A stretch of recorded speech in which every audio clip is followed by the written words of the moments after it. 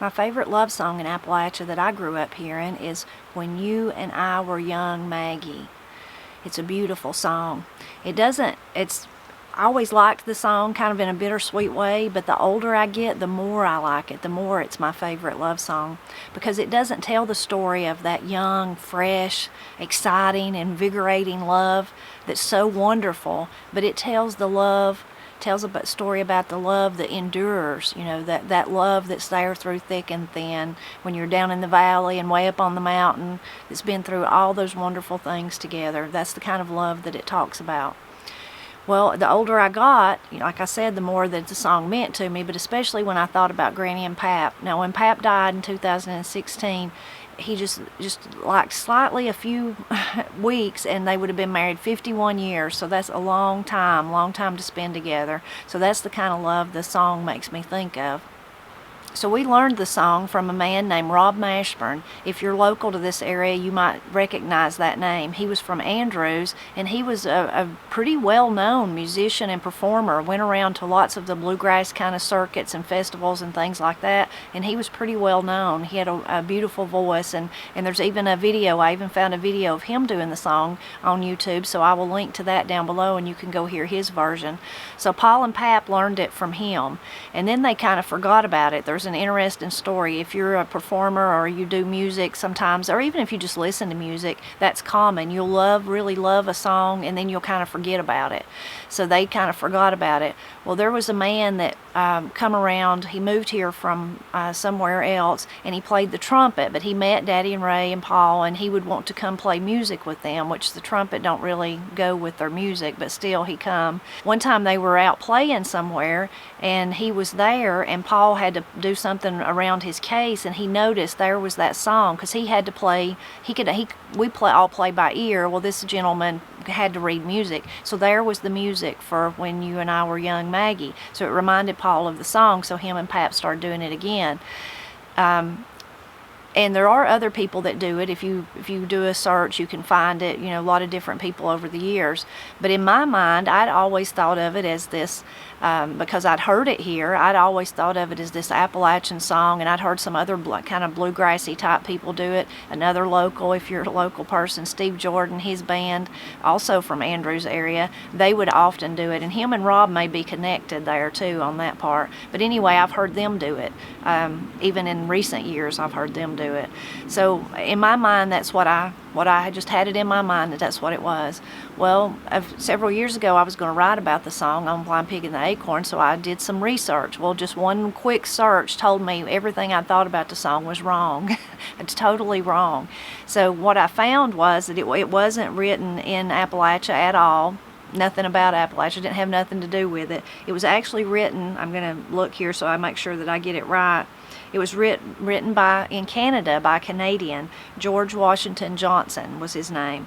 So I found on this website, the Glen Book Heritage Society tells the whole story of the song, and it's a great story, a bittersweet, sad story, but still a great story. So in 1859, George Washington Johnson recently had graduated from the University of Toronto, and he came to teach at SS No. 5 Glanford. A native of the adjacent community of Benbrook, George was 21. He was dark and handsome, soon found himself in love with his student, the fair Maggie Clark, who was just 18. She reciprocated his affection, and the two shared many hours together. Fond of music, they would often sing together at the Clark homestead or in the local glee club of Glanford. And frequently, summer strolls along the maple-lined banks of 20 Mile Creek took them to her father's mill, a short distance north of the Clark homestead. It was on one of these romantic walks that George Johnson was inspired to begin a volume of verses entitled Maple Leaves, which would contain the poem When You and I Were Young, Maggie. Much in love, the couple became engaged. However, a storm loomed on the horizon. Maggie, who had contracted tuberculosis, then known as the Great White Plague, made both aware of the threat it held for their future. During one of his fiancée's more serious periods of illness, George made a solitary walk to the hill which overlooked the mill. Here in the green grove where first the daisy sprung, George Washington Johnson composed the verse that would provide lyrics for the song. Unfortunately, they would not grow old together.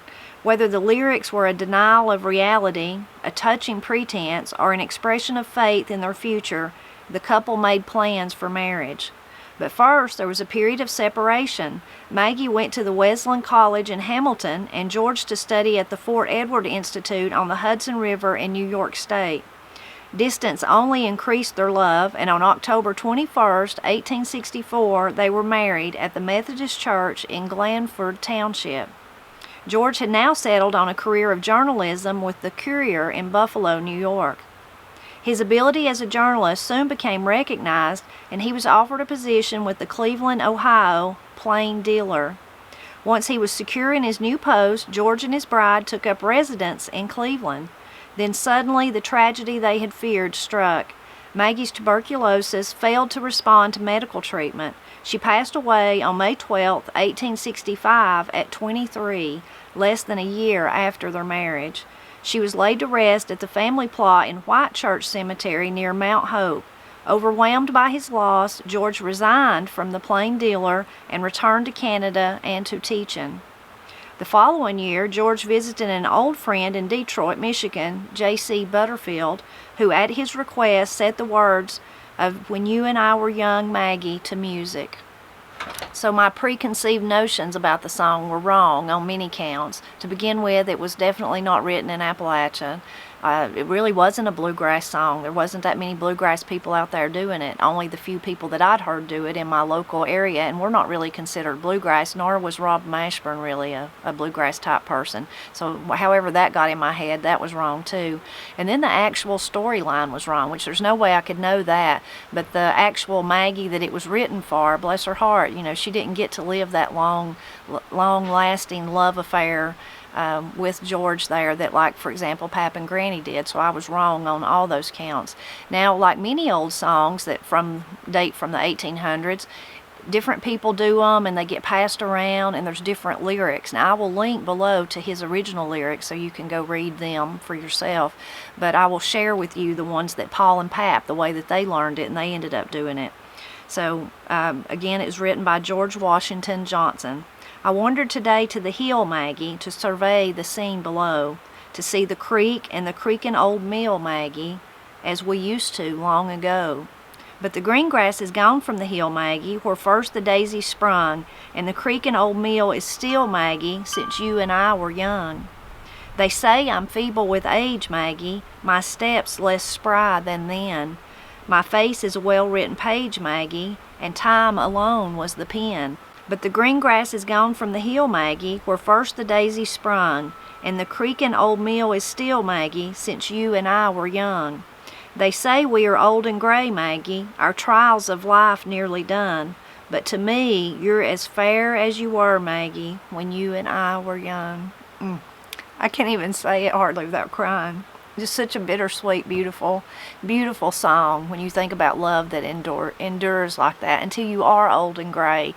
But yet you still see in each other, not just the goodness and the love and all the experiences you've shared, but somehow, even though you're old, you still see that spark of that young love that you first experienced with, when you were first in love, like he says. So it's a beautiful song. So of course I'm going to let you hear Pap and Paul sing their version because it's just so lovely. And another interesting thing, since for musicians, since we did learn it from Rob, who sung it like in D, Pap and Paul sing it in a high A chord, a high A key, and that's what makes it so lovely. Just their lovely tenor, Pap's lovely tenor just melds with the song, with Paul's voice, just that lovely family harmony. So even though the words are so pretty and so touching that they make me cry, a story from the 1800s, and that he wrote down those words, and that they were not written here, but they found their way down to Appalachia, and especially in my Appalachian holler, they've been part of our lives, and as I said, my most favorite love song of all. So I hope that you'll enjoy Pap and Paul, hearing them sing When You and I Were Young, Maggie.